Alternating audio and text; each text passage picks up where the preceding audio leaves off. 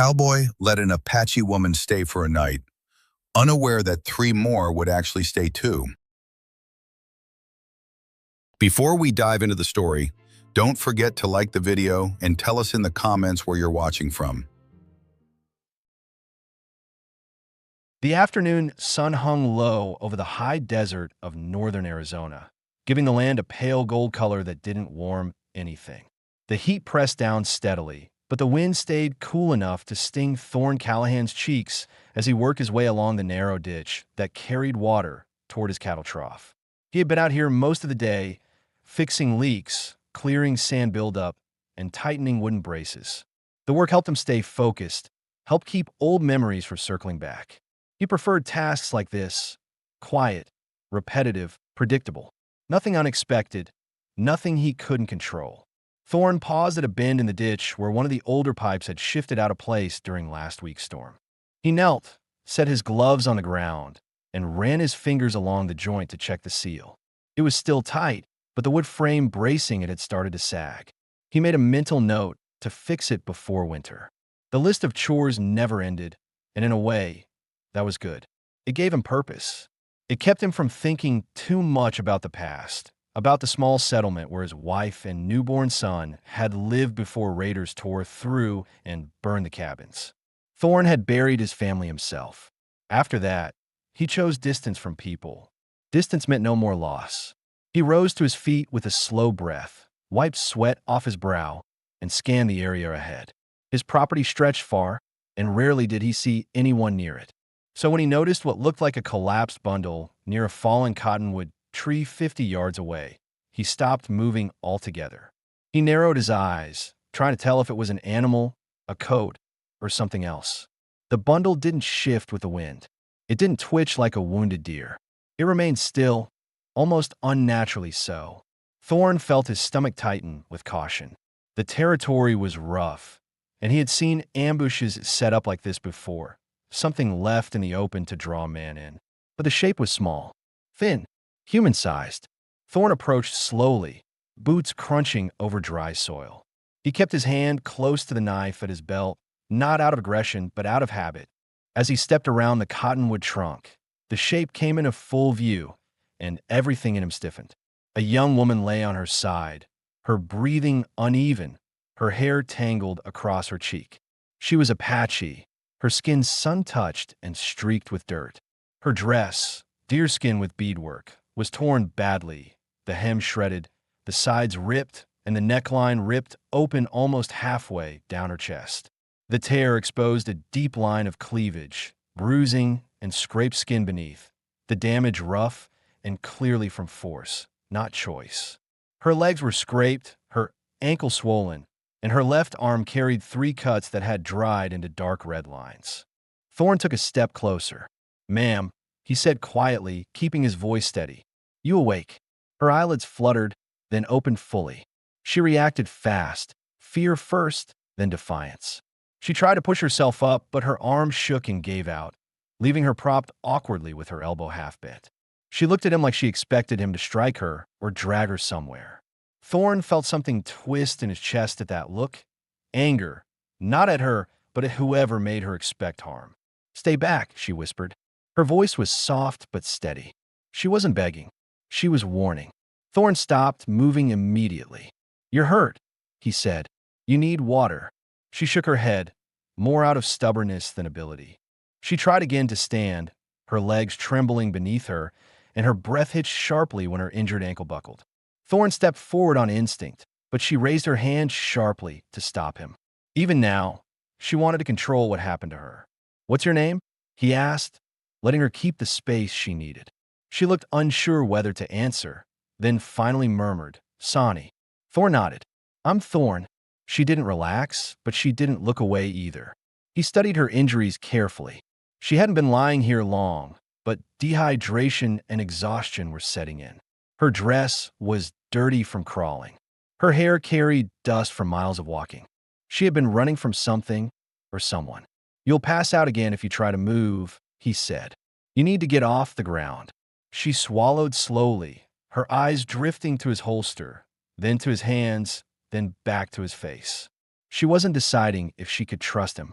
She was deciding if she could survive trusting him. "Let me lift you," Thorn said.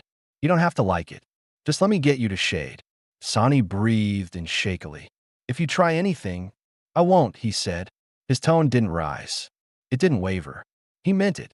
After several long seconds, she gave one small nod. Thorn stepped forward and slid an arm behind her back, careful not to touch any scraped skin. Her breath hitched when he positioned his other arm beneath her legs. When he lifted her, her body tensed hard, her fingers grabbing the front of his shirt near the collar. Her curves pressed against him through the torn dress, her chest rising unsteadily with each breath. Thorn kept his gaze steady on the path ahead, not on her exposed skin or the rip in her neckline. "You all right?" he asked. Her voice came out thin. "Just walk." Thorn carried her across the dry wash toward his cabin. His arms were strong from years of hauling fence posts, dragging cattle out of ravines, and lifting water barrels. But this felt different. Not heavy, not burdensome, just delicate. He felt every tremble of her muscles, every sharp breath she took when her ankle shifted. As he walked, he kept scanning the ridge line in case whoever hurt her had followed. Sonny noticed his vigilance. "You expect someone?" "Not sure," Thorn said. "But someone did this to you. They might not be far." She stiffened, her hand tightening in his shirt. Thorn's cabin appeared in the distance. Weathered boards, cracked porch railing, and a broken shutter that he hadn't bothered fixing because he didn't expect visitors. The place had been silent for years, just him and the cattle. Bringing someone here, especially a woman, was something he never thought he'd do again. When they reached the porch, he shifted her weight gently to push the door open. The hinges creaked. The cool shade inside smelled faintly of wood smoke and old leather. He laid Sonny on his bed, the only bed in the one-room cabin.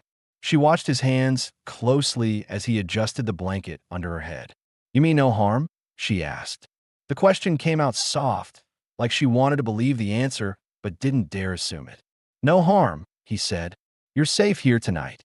Her shoulders lowered just a fraction. Not in comfort, just in exhaustion. Thorn fetched a cup of water, the clean cloth, and a small tin of salve. He poured water onto the cloth to clean the cuts on her arm. She flinched but didn't pull away. Her eyes stayed fixed on him, tracking every movement. "You're used to people hurting you," Thorn said quietly. Sonny didn't answer for a long moment. Then she whispered, "Men don't help unless they want something." "I don't want anything," he said. She studied him like she was trying to understand why a man would help without expecting payment. When he finished cleaning her wounds, she reached out and touched his wrist for a brief second. Not a gesture of trust, but acknowledgement. "One night," she whispered. Her voice shook. Thorn nodded. "One night." She lay back slowly, her eyelids heavy. Thorn stepped away to bank the fire, unaware that 3 more women were moving silently through the brush outside, watching, waiting, and preparing to change his life in ways he had not imagined. Thorn stood near the stove after tending the fire, wiping his hands on his trousers as he glanced back at Sonny. She lay on her side, resting but not fully asleep. Her breathing had steadied, but her fingers remained curled into the blanket like she expected someone to yank it away. Thorn watched her eyes slowly open again, her gaze scanning the room as if checking each corner for danger. He realized then that she had not slept indoors for more than a night or two in a long time. The stiffness in her shoulders, the way she kept her injured ankle tucked toward her body, it all told him she was prepared to flee the second something sounded wrong. Thorn took a slow breath and tried to answer the questions he knew any outsider might ask if they saw this scene. Who was this woman? Where had she come from? What had happened to her group? Why was she alone in the desert? Were there people searching for her? Was Thorn safe bringing her here?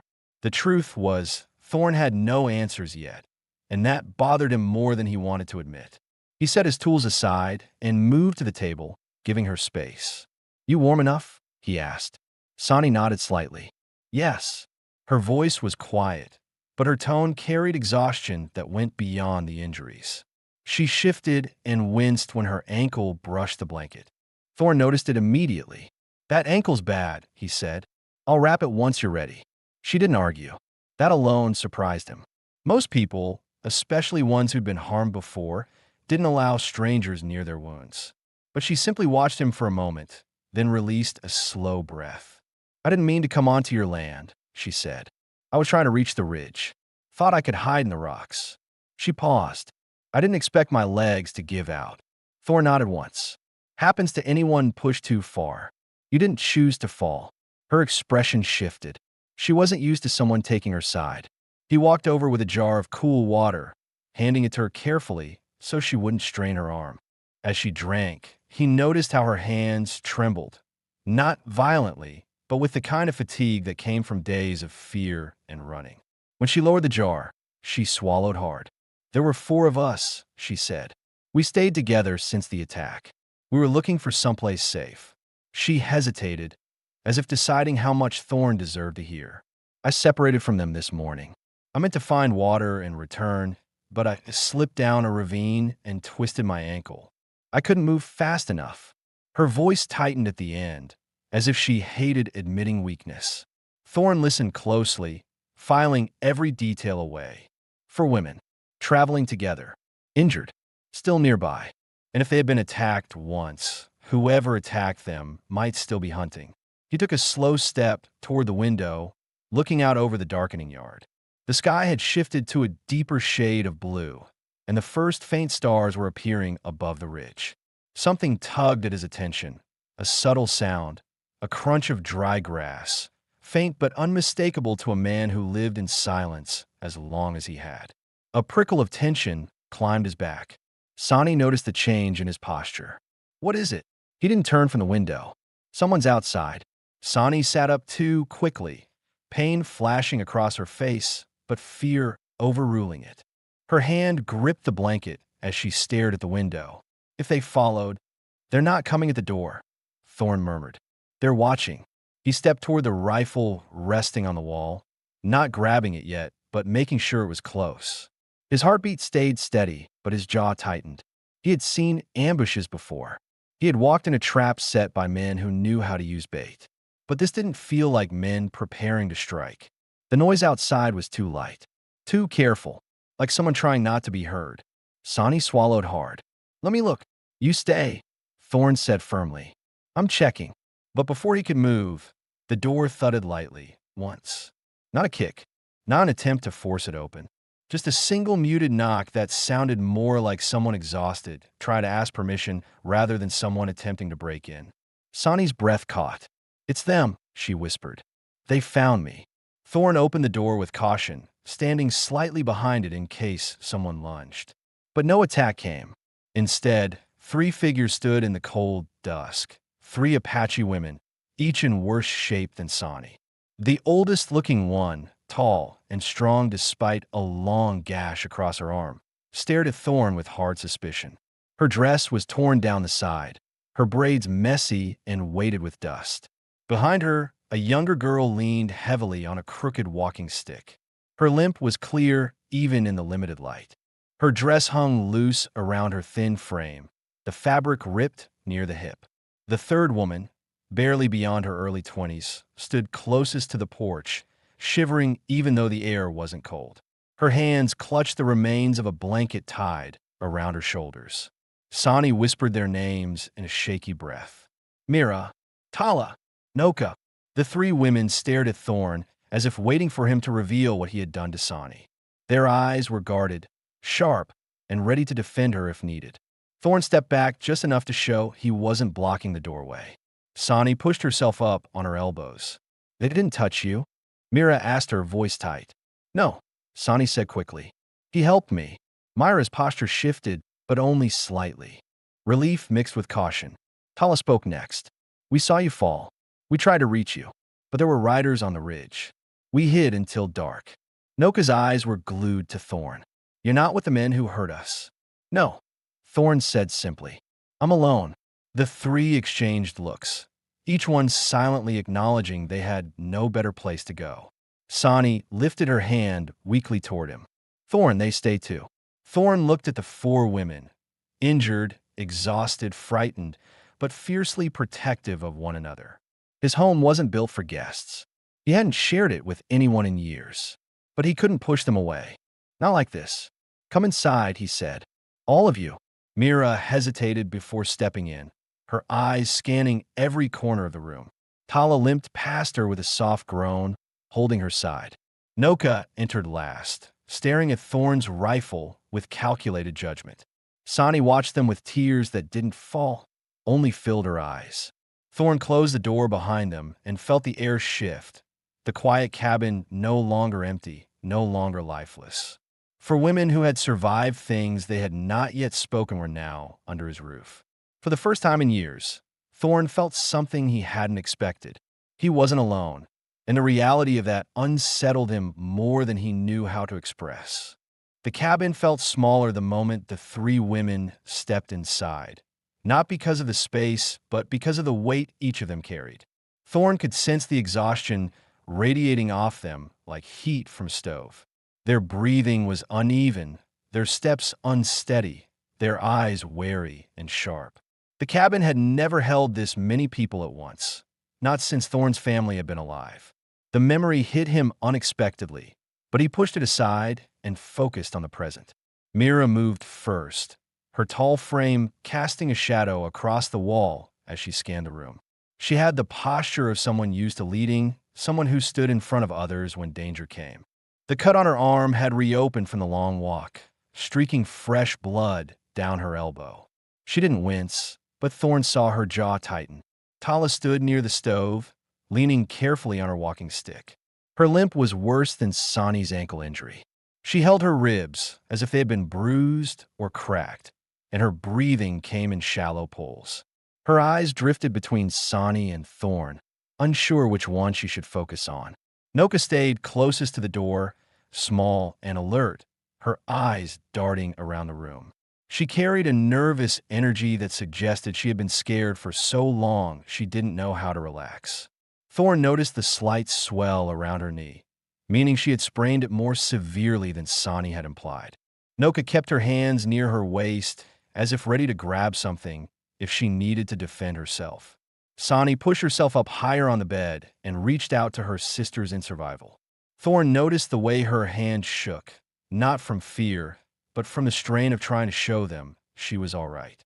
"You're safe," she told them in a quiet tone that Thorn hadn't heard from her before. "He didn't touch me." Mira shot Thorn a long look, one that weighed every detail about him. His coat, the scar across his ribs, the tools by the table, the rifle by the wall, the way he kept his hands visible. She wasn't convinced yet, but her suspicion had softened from threat to guarded caution. Thorn moved to the corner where his spare blankets were stored. He didn't keep many, but enough to keep guests warm if the cold came fast. He unfolded one and set it near the stove. "Tala, that chair's sturdy," he said. "You can rest there until we figure something better." Tala hesitated, unsure if she should accept anything from him. But her injury left her no choice. She nodded and made her way to the chair, lowering herself gently with a weak sigh. Her shoulders relaxed once the weight was off her leg. Thorn turned to Mira next. "Your arm needs cleaning. If you don't fix that cut, it'll get infected by morning." Mira stared hard at him, then at Sani, silently asking if this man could be trusted with that level of closeness. "He helped me," Sani said. "Let him." Only after hearing those words did Mira give the slightest nod. Thorn retrieved a clean cloth and the water tin. Mira extended her arms stiffly. The gash was deeper than Thorn expected. It looked like she'd fought someone off with pure strength and had taken a blade for it. As he cleaned the wound, Myra's breathing remained steady, but Thorn saw the discomfort in her eyes. Not pain, humiliation. She was someone used to standing strong, and now she had to let a stranger tend to her. Noka watched all of it, keeping track of Thorn's movements with sharp attention.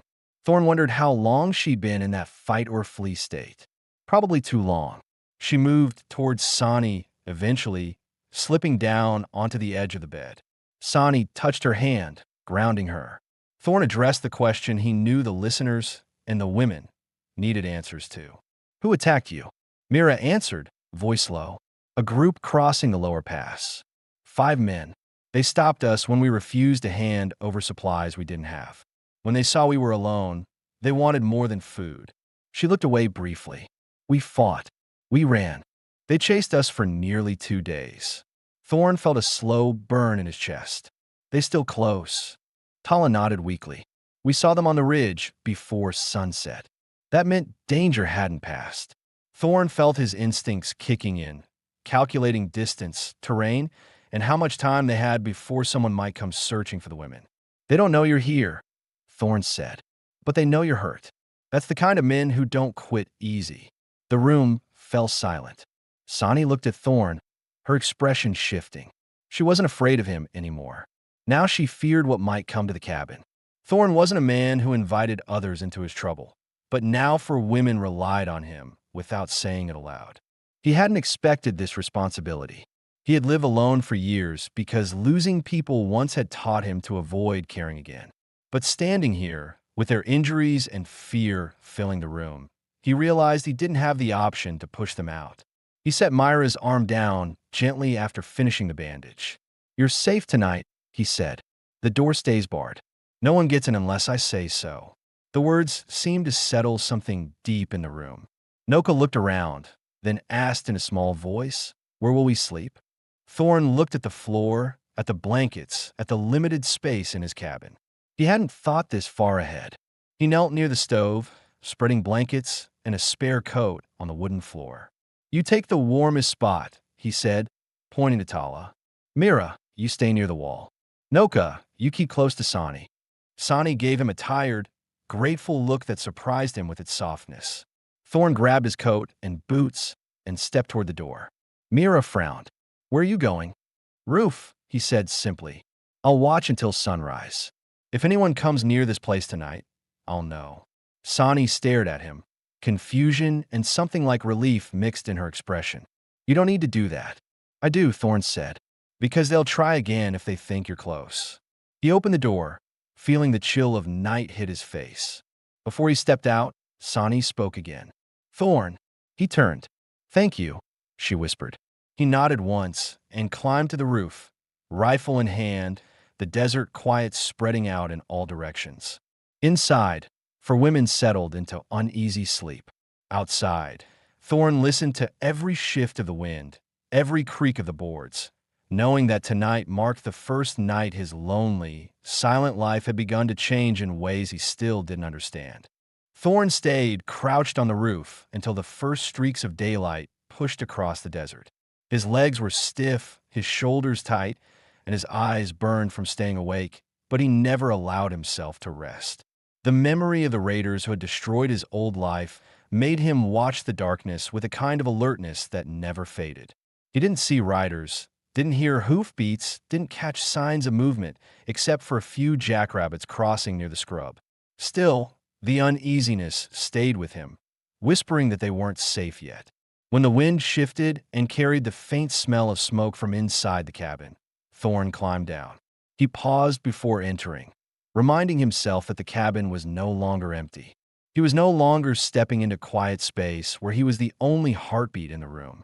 For injured women slept inside, and that alone changed everything. He pushed the door open slowly.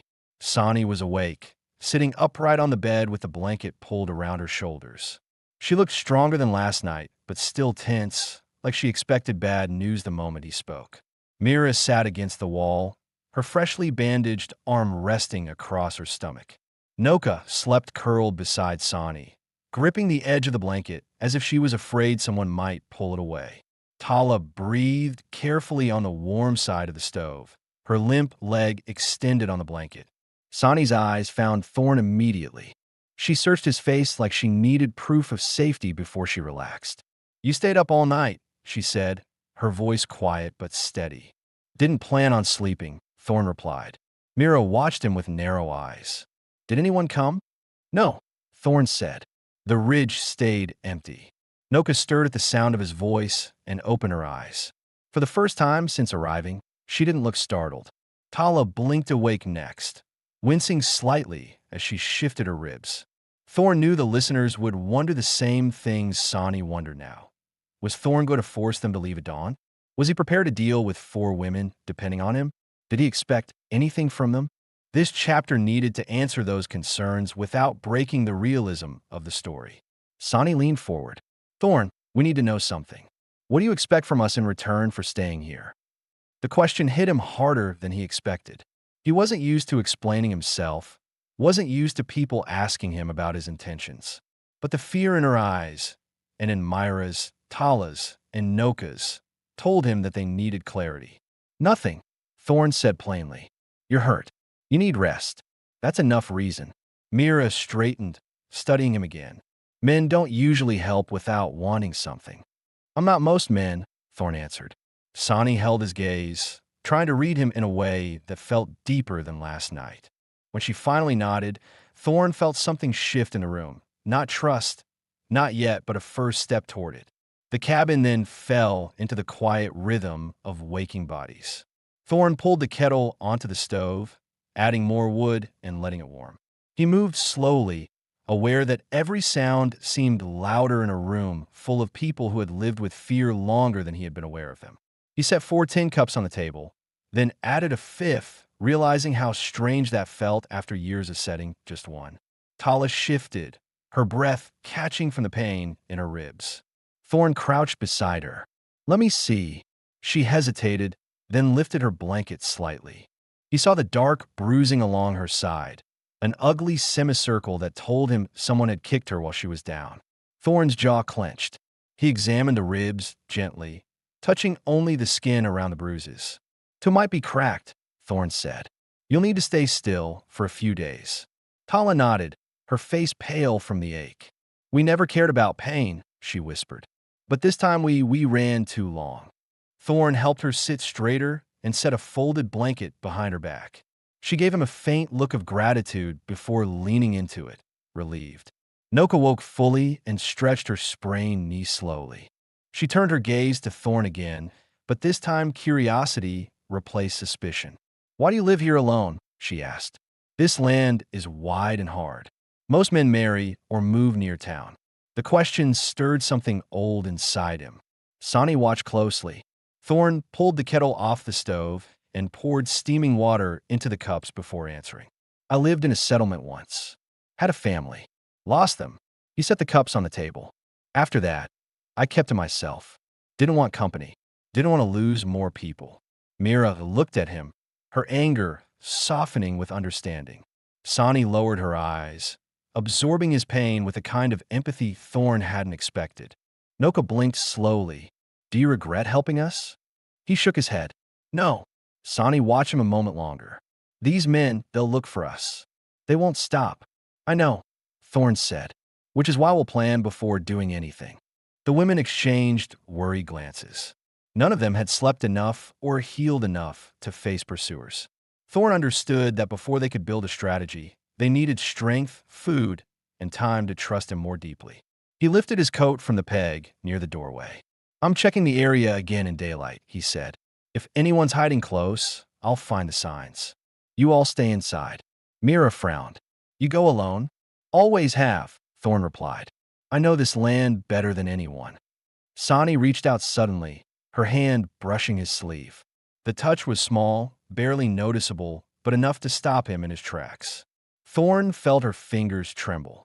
Come back, she whispered, not as a command or fear-driven plea, but as something honest, something that told him she already felt safer with him than she wanted to admit. I will, Thorne said. He stepped outside, scanning the horizon. The morning was quiet, but quiet land didn't mean harmless land.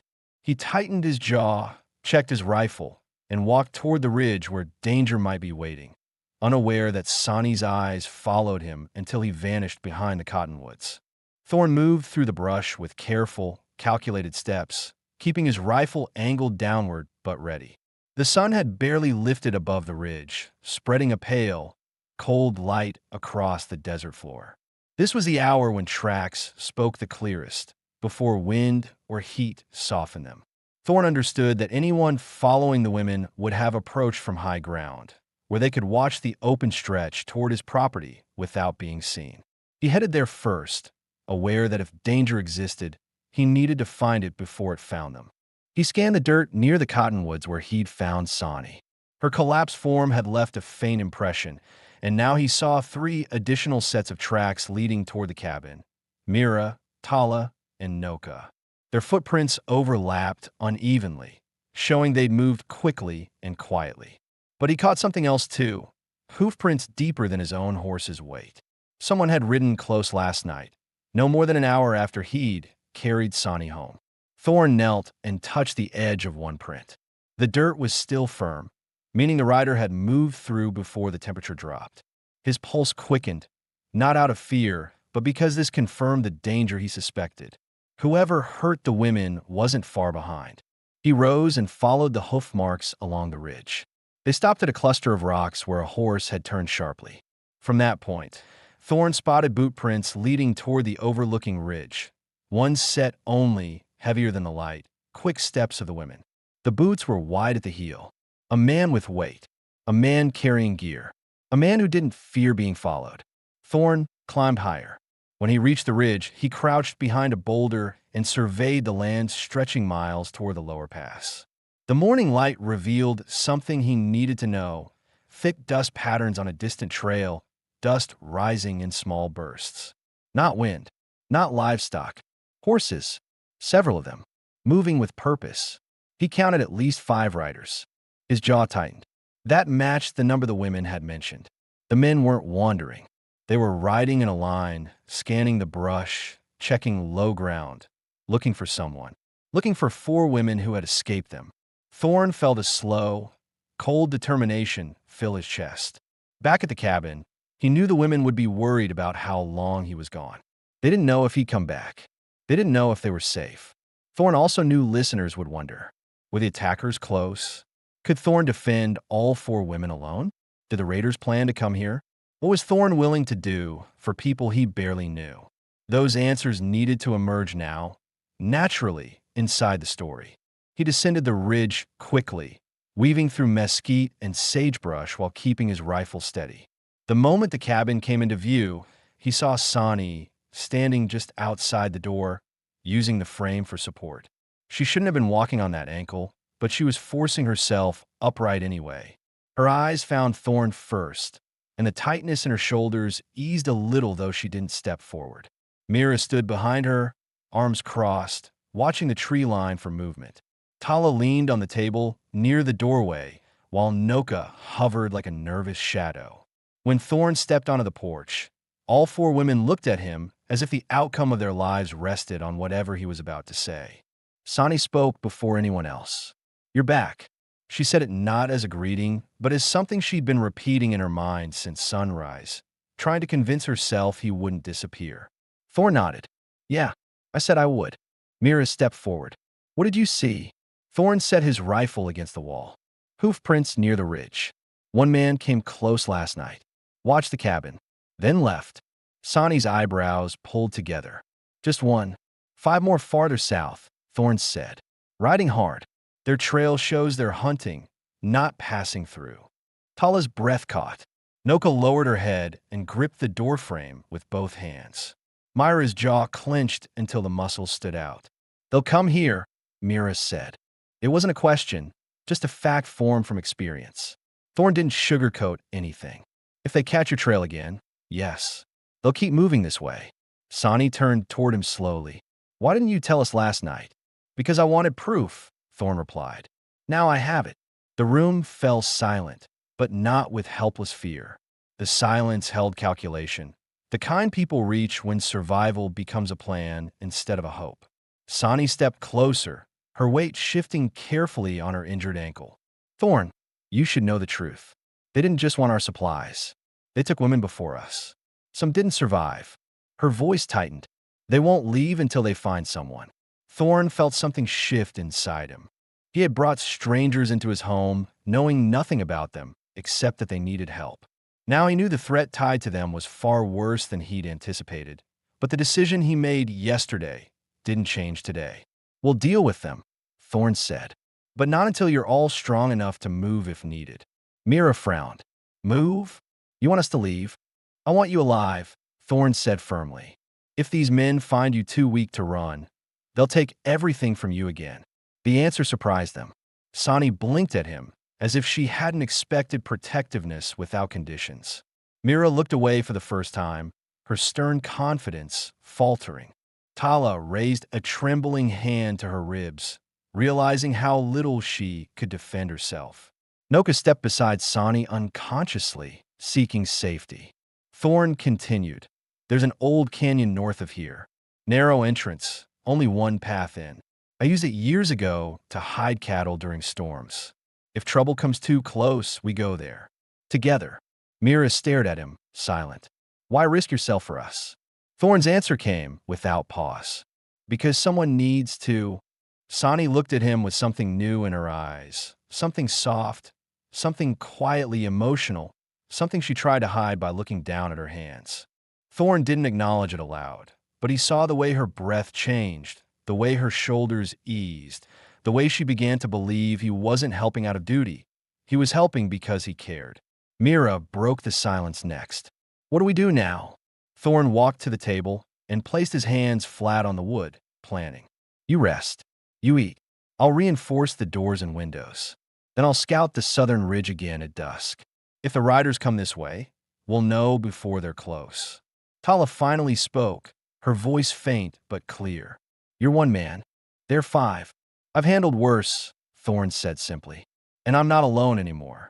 The women exchanged glances, not fearful ones, but ones filled with the uneasy realization that Thorn was becoming something none of them expected, someone they trusted. As the morning settled into quiet work, Sani limped closer and gently touched Thorn's arm. You don't have to do this alone, she whispered. He looked down at her hand, then into her eyes. I haven't been alone since last night. The truth of that statement settled between them, steady and real. Thorn spent the next several hours reinforcing every weak point of the cabin.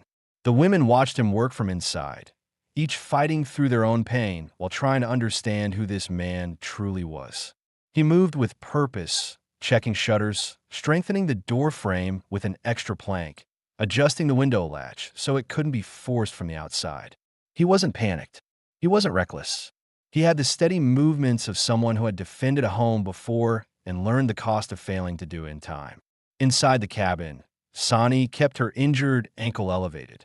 The swelling had grown overnight, and she grimaced whenever she shifted. Mira kept a sharp eye on the window.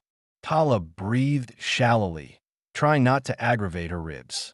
Noka cleaned her sprained knee with a damp cloth, glancing out the door every few seconds like she expected someone to burst through at any moment.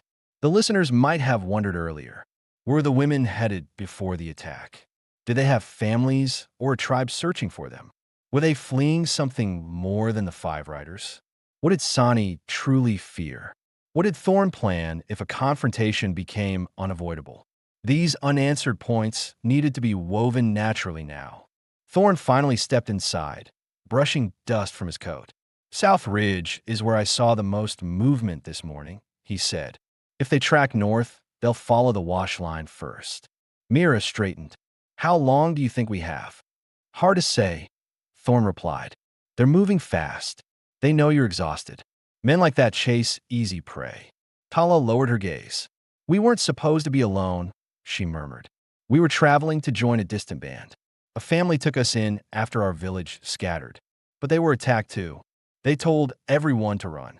Sani nodded, her eyes tight with memories she didn't want to share but needed to speak for clarity. We lost track of them. We kept moving because stopping meant getting caught. Noka added softly. We thought we had outrun them until yesterday. Thorn leaned against the table, absorbing every detail. So no one's expecting you somewhere specific. Mira shook her head. No one alive. Thorn understood the finality behind those words. These women weren't being searched for by a tribe or family. They were alone, completely alone, until the moment they stepped into his cabin. Sani studied Thorn carefully. What about you? If they see us here, they won't spare you. You know that. I do, Thorn said plainly. But you're here now, and I don't leave people behind. Sani's throat tightened, her eyes lowering to hide the emotion that threatened to surface. Thorn continued, I'm not expecting you to fight. I'm not asking for help. I'll handle what's coming. Noka frowned. Why? You don't owe us anything. No, Thorn agreed.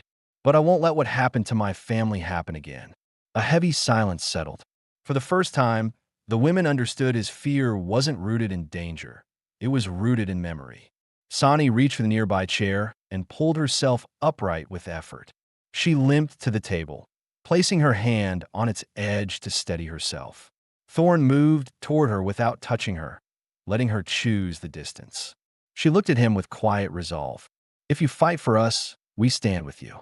Even injured, you stand alive, Thorn answered. That's what matters. A sudden noise snapped everyone's attention toward the window, 3 sharp cracks of dry branches breaking. Mira moved first, grabbing the wooden handle of a knife Thorn had left by the stove. Thorn lifted his rifle and stepped to the doorway, peering out carefully. 2 horses stood near the fence line. Neither carried riders. Their reins dragged across the dirt. Fresh saddlebags hung from their sides. Thorn exhaled slowly. Those horses weren't there earlier. The women stiffened. Sonny whispered, "They're scouting." Thorn stepped onto the porch, scanning the tree lane. The horses were breathing hard, like they had been ridden fast and abandoned quickly. Thorn approached slowly, checking the ground. Boot prints circled behind the fence, fresh ones, leading back toward the tree line. He crouched beside the nearest mark. 2 men, he muttered. They're close. Suddenly, a low whistle echoed from the ridge, a signal sharp and hollow. Sonny grabbed the porch post to stay balanced. They're calling the others. Thorn raised his rifle, eyes narrowing. The quiet land felt tighter, as if holding tension in every corner. He turned toward the women. Get inside. Stay low. Mira didn't argue. Tala and Noka helped Sonny back into the cabin. Thorn closed the door behind them and barred it with a heavy plank he had added that morning. Sonny's voice broke the silence. Thorn, what do you think they want now? They could have ridden past. They want you because you survived, Thorn said. And men like them don't let go of what they think they own. He approached the window, scanning between the slats. Mira gripped her knife, Tala clutched her blanket, and Noka watched the shadows outside. Sonny sat on the bed, trembling slightly. If they find us, they won't leave until they're dead, or we are. Thorn turned to her. Then we keep them from knowing where you are. Ow, Mira asked. Thorn motioned for them to gather. He laid out a rough plan, using small stones from the stove shelf. Tracks say they're scouting. They don't know how many people live here. They don't know who they're up against. So we use that. I'll draw them away from the cabin, far enough to make them think you moved north. Once they follow, you stay hidden. When I return, we head for the canyon while it's still safe. Sonny's eyes widened. You're going alone? I work better that way, Thorn answered. Tala shook her head. You could be killed. Maybe, Thorn said. But you won't be. He strapped on his coat, checked his rifle again, and reached for a coil of rope. Sonny pushed herself up and caught his hand, not grabbing, not pulling, just holding him still. Thorn, come back. Her voice carried fear, gratitude, and something too new for either of them to name yet. Thorn looked at her, the connection between them steady and undeniable. I'll always come back, he said quietly. He opened the door, stepped into the rising heat of late morning, and vanished toward the ridge, toward the danger waiting for him, toward the men who threatened the first family he had let himself care about in years. And every step he took carried one truth neither of them had spoken aloud yet. He wasn't protecting strangers anymore. He was protecting them. Thorn moved fast across the dry ground, keeping low behind shrubs and fallen branches while the heat built slowly on the horizon. The whistle he'd heard earlier stayed in his ears, sharp, short, and meant to signal direction. Men like the ones hunting Sonny and her sisters used simple calls, so they didn't reveal numbers, only position. Thorn understood the pattern immediately. 2 men had scouted ahead, found his land, and were now waiting for the others to close in. His goal was clear: pull them away before they realized 4 injured women were hiding just steps from his porch. He reached the ridge where he had seen the riders earlier. From there, the land opened wide in all directions. Sagebrush dotted the ground, and a dry wash curved toward the distant pass. Thorn scanned the terrain and spotted 3 riders on the far side of the wash, moving slow, watching carefully, spread apart so none could be ambushed easily. He needed them to see him, but not close enough to know what he was protecting. Thorn stepped into the open, making sure sunlight caught him. He held his rifle loose at his side, not aiming it. Men tracked faster when the person they chased didn't appear ready to fight. He walked along the ridge line until he was fully visible, and then he stopped. Almost immediately, one rider pulled up his reins. Another pointed. The third turned his horse to face Thorn directly. Good. They had seen him. Thorn didn't wait.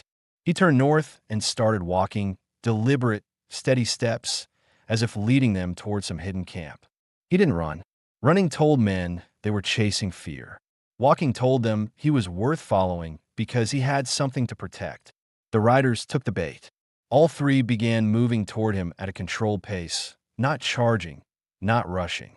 These were experienced hunters, men who liked to see their target sweat before striking. Thorn kept moving until he reached a line of boulders where he could duck behind cover. He checked their distance. Half a mile. Not close enough to shoot, but close enough to follow. He whispered under his breath, "Good. Come on." Meanwhile, inside the cabin, anxiety rose like heat from the stove. The women had watched Thorn disappear toward the ridge, each grappling with a different fear. Sani paced beside the bed despite her injured ankle, every step sending a jolt through her leg. Mira stood by the window, gripping the knife so tightly her fingers had turned pale.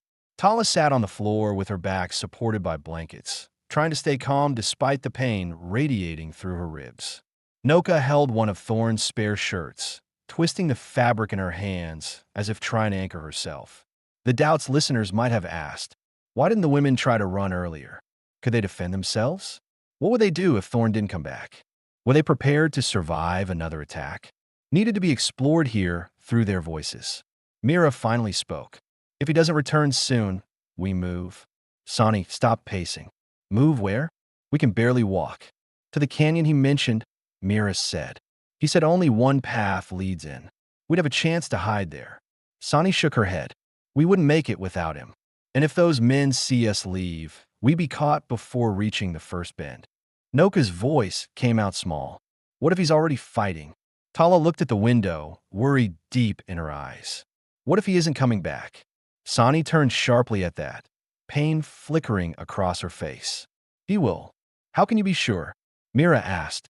Sani swallowed, remembering the moment he'd held her wrist, the promise in his voice. Because he told me he would.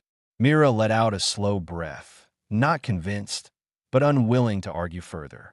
Sani limped to the window and watched the ridge. She didn't realize how deeply she trusted Thorn until she saw the empty land stretching miles from the cabin. Every minute he was gone pressed heavier on her chest. Back on the ridge, Thorn reached a narrow cut in the land where the rocks formed a natural funnel. This was the spot he'd chosen, tight enough for only one man to pass comfortably, wide enough that he had space to maneuver. He crouched behind a boulder and waited. The sound of hoofbeats grew louder. 3 horses approached, slow, cautious, circling for advantage. Thorn peered through a thin crack between the rocks, studying their movements with calm precision. They weren't amateurs. They fanned out as they neared the funnel, 2 riders flanking while the middle stayed behind. Thorn didn't fire. Not yet. He needed information. The lead man leaned forward in his saddle, scanning the ground. His coat was dusty, his beard streaked with dirt, his eyes cold. Thorn recognized the type. Men who lived outside the law and stayed alive by hurting others. Tracks are fresh, the man muttered. He's headed north. One of the others spat. He got a woman with him? Don't know, the leader replied. But someone carried one. Found prints earlier, small feet, light steps, then drag marks. That Apache bitch didn't get far. Thorn's grip tightened on the rifle. So we find her, the second man said. And the others. Couldn't have gone far. They're hurt. They're close, the leader whispered. Thorn felt something cold settle in his gut. They were too confident, too sure, which meant they had seen signs he missed. The third rider leaned down. You think she's hiding with that man? Maybe. Doesn't matter. We kill him first. Thorn didn't wait for more. He stepped from cover, rifle raised, eyes locked on the nearest rider. Hard words from a man who don't see what's right in front of him, Thorn said loudly. The riders jerked their heads toward him. Before any of them lifted their weapons, Thorn fired once, striking the ground near the lead man's horse. The animal reared, forcing the rider to pull back. I ain't looking to kill, Thorn said, voice steady. Last chance. Turn your horses south and don't come back. One of the men laughed. You think one man scares us? Thorn's stare didn't waver. I think one man is all it takes. The leader grinned. We'll see about the... A gunshot cracked from Thorn's rifle before the man finished speaking.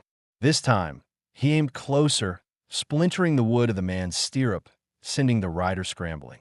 Thorn chambered another round. I won't warn you again. For a brief moment, the riders hesitated. Their confidence faltered. They hadn't expected Thorn's accuracy, his steadiness, or the willingness to stand alone.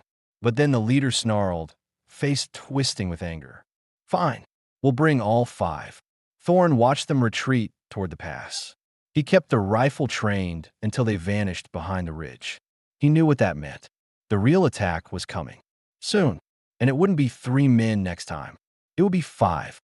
He turned back toward the cabin, moving faster now, already planning the next step. If they were to survive, the women needed to know exactly what was coming. And Thorn needed to be ready for the fight of his life.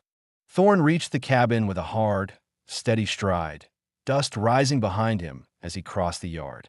He didn't rush, but every part of his body carried tension, shoulders tight, jaw set, eyes scanning the open ground as if expecting someone to appear behind him.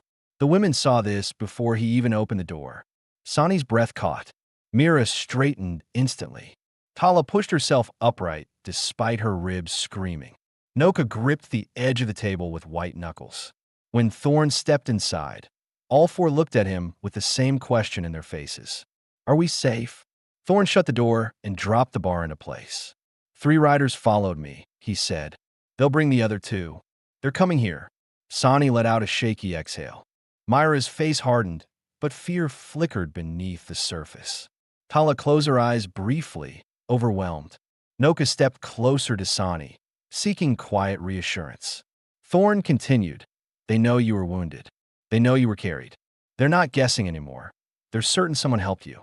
Sani looked at him, her voice low. You try to send them away? I gave them a chance, Thorn said. They chose to fight. Tala whispered. They always choose violence. Thorn placed his rifle on the table. His movements were firm but careful, revealing a detail he hadn't mentioned before. His left hand trembled just slightly when he released the weapon. It wasn't fear. It was memory. The listeners would want to know why. Sani saw it too. Your hand, what happened? Thorn hesitated, then answered. Old raid. Years back. Took a bullet through the palm. Never healed right. He flexed the hand once, slow and deliberate. But it's steady enough when it counts. That small truth softened something in the room. The women finally saw that the man protecting them was not invincible. He was someone who had survived his own battles. Mira, still gripping the knife Thorn had given her earlier, took a breath. What's the plan? Thorn spread a small map across the table, drawn roughly on canvas. They'll approach from the south. It's the only direction with enough cover for 5 riders. We don't stand a chance in open ground. Tala grimaced. So we run. Thorn shook his head. Not yet. If you move too soon, they'll track you. You won't outrun men on horseback. Sani limped forward, steadying herself on the table. Then what do we do? Thorn tapped the map. We leave when the sun drops. That canyon northeast of here, the one I mentioned, it'll hide our tracks. Wind tunnels through it. Anything we leave on the ground gets erased in an hour. Noka frowned. We don't know that place. I do, Thorn said. I built a shelter there during a bad winter. Still standing last I saw. This information filled a gap the listeners would have wondered about. Why Thorn believed the canyon was safe. Now they knew. He had a history with it, and it had saved him once before. Mira nodded slowly. What's between here and the canyon? Open fields, Thorn said, and 2 dry ravines. We'll use them for cover, but you have to move quietly and stay close. If one of you falls behind, we can't go back. Tala swallowed hard. My ribs. You'll lean on Mira and Noka, Thorn said. Sani stays with me. I'll guard the rear. Sani blinked. With you? Yes, Thorn said softly. You can barely walk. You won't get far without help. The air shifted slightly between them. Not romantic, not dramatic, but something deeply personal. Sani lowered her gaze, hiding the emotion she didn't want the others to see. Mira interrupted the moment. What if they reach the cabin before we leave? Thorn didn't sugarcoat it. Then we fight long enough to escape. Not to win, just to get distance. For the first time, real fear showed in Myra's expression. She was strong, but strong people knew when odds were bad. Thorn noticed. You survived worse, he told her. You all did. Tala lifted her chin. We fought to stay alive. We'll fight again. That gave the room a fragile sense of hope. Not confidence, just determination. Thorn moved around the cabin, gathering supplies with a precision that steadied everyone's nerves. He packed dried meat, a small pot, flint, blankets, and a rope coil. He gave the women clear instructions about what to carry and what to leave behind. Sani sat on the bed as he wrapped her ankle. She flinched once when he tightened the cloth, but didn't pull away. Her hands rested lightly on her lap, fingers curling whenever his touched her skin. You're gentle, she murmured. I learned to be, Thorn replied without looking up. Once. That single word held a history he didn't share, yet the weight of it hung in the air long enough for Sani to understand the grief behind it. When Thorn finished, she placed her hand over his briefly. You won't lose us, she whispered. Thorn looked up. Her eyes met his, unguarded. I don't plan to, he said. Outside, a distant crack echoed, like a horse stepping on a branch. The women froze. Mira gripped her knife. Noka's breath caught. Tala pressed her back against the wall. Sani's hand tightened around Thorn's sleeve. Thorn lifted his rifle and approached the window, moving silently. He peered between the boards, eyes narrowing, dust drifting near the far fence, shadows shifting near the mesquite. Movement too controlled to be wildlife. They're closer, Thorn said quietly. We leave in less than an hour. Sani's voice trembled. Before sunset? No, Thorn said. Now. The women exchanged a terrified look. Mira asked the question the listeners were thinking. How can we outrun men on horseback? Thorn strapped his knife to his belt and looked each of them in the eyes. Because they're riding to the cabin, he said. Not the canyon. Understanding hit them all at once. They think you're still inside, Sani whispered. Thorn nodded. They don't know we're slipping out the back. Mira stood tall despite her exhaustion. Then we move. Thorn unbarred the door, checked the western ridge one last time, and motioned for them to follow. As they stepped into the brush behind the cabin, the air felt sharper, every breath louder than it should have been. Thorn glanced at Sani once. Her determination, her fear, her trust, and he knew what he was fighting for now. Not just survival, belonging. And as they walked into the rising heat of late afternoon, Thorn understood something else. This escape would decide more than their lives. It would decide their future together. The riders came back at dawn, just as Thorn had expected. The first sound was the crunch of hooves on gravel, faint but steady, rolling down from the ridge. He was already awake, seated at the table with his rifle across his lap, eyes sharp and set. Ahiona stirred on the cot, her body tensing before her eyes even opened. She knew before he spoke. They're here. Her hand clutched the blanket, her voice tight. They won't leave without me this time. They won't take you, Thorn said, his tone even, carrying the weight of a man who had decided long before this moment. He rose and stepped to the door, pushing it open just enough to see them. 3 riders again, but this time they were spread wide, making no effort to hide their intent. Rifles were slung across their backs, pistols on their hips. They stopped within 20 paces of the cabin. The leader grinned, though his eyes carried no humor. Morning, the man called. We gave you time to think it over. Last chance, cowboy. Hand her out, and we'll ride on. No blood spilt. Hell, you might even get a cut of the pay she'll fetch. Thorn stepped out onto the porch, rifle in hand, shoulders broad and unflinching. His hat cast his eyes in shadow, but his voice carried clear. She's not yours to take. Not now, not ever. The leader's grin faded. You sure about that? I'm sure. A silence followed, the kind that pressed heavy on the air. The second rider spat in the dirt. The third shifted in his saddle, uneasy but hungry for violence. Then the leader nodded, and the standoff broke. The first shot cracked loud in the open desert. Thorn was already moving, his rifle bucking against his shoulder. The second rider fell from his horse, the impact kicking up a cloud of dust. The others spurred forward, guns drawn. Thorn dropped to cover by the corner of the cabin, firing steady and deliberate, each shot placed with the control of a man who had lived too long with weapons in his hands. Inside, Ahiona clutched the wall, her body trembling. She wanted to run to him, to help, but her legs still burned with pain. Instead, she grabbed the spare revolver he had left on the table, her fingers closing around the grip. She crouched low near the window slit, watching with sharp eyes. The third rider circled wide, trying to flank the cabin. Thorn caught the movement too late, until a gunshot rang from inside. Ahiona's hand was steady as she fired through the gap, the bullet striking the man in the shoulder and spinning him from his saddle. He dropped into the dirt with a scream. Thorn glanced back, just once, meeting her eyes through the open window. There was no time for words, but in that moment he understood. She wasn't helpless. She wasn't just someone to be protected. She was standing with him. The leader fired again, the bullet tearing into the wood near Thorn's head. Thorn shifted, commented the fire, and lined his shot. The man fell from his horse, the revolver slipping from his grasp before he hit the ground. Silence followed, broken only by the wheeze of wounded men and the restless snort of horses. Thorn lowered his rifle, but didn't relax. He moved across the dirt, kicking weapons from reach. Two of the men were dead.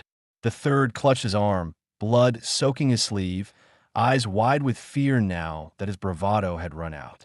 "You tell anyone what you saw here," Thorn said, his voice like stone, "and you won't walk away next time. Now go." The man stumbled to his feet, climbed awkwardly into his saddle, and rode off, leaving his dead behind. Thorn stood there until the rider disappeared over the ridge, then turned back toward the cabin. Ahiona was at the doorway, leaning against the frame, the revolver still in her hand. Her braid had come loose, her dress still torn, but her eyes were steady, fierce. She looked at him, breathing hard. "You would have fought them all. I told you," Thorn said quietly. "They weren't taking you." Her eyes softened, the strength in them giving way to something else. She stepped closer, the revolver slipping from her grasp, falling into the dirt. For the first time since he had found her in the creek bed, she let herself lean into him. His arms closed around her, holding her tight, his rough jaw against her hair. "Then I stay," she whispered. "No more running. No more exile. I stay." The words struck him deeper than any bullet could.